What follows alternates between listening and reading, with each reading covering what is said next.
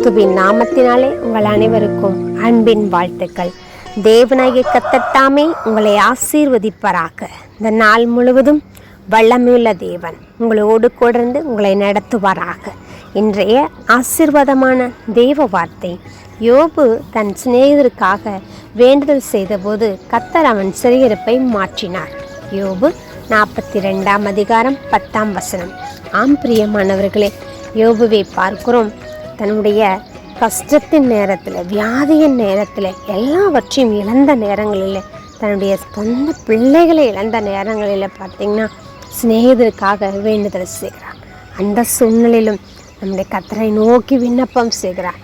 அப்பா, என்னுடைய சிநேகிதரை ஆசீர்வதிங்க என்று சொல்லி செபிக்கிற வேளையில் யோபுவினுடைய சிறையிருப்பை தேவனாய் கர்த்தர் மாற்றினார்.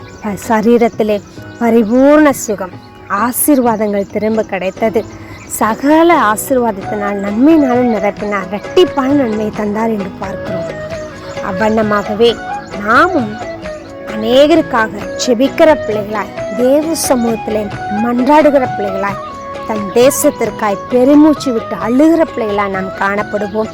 நம் ஜெபத்தை கேட்டு பெரிய காரியங்களை செய்வார். God bless you.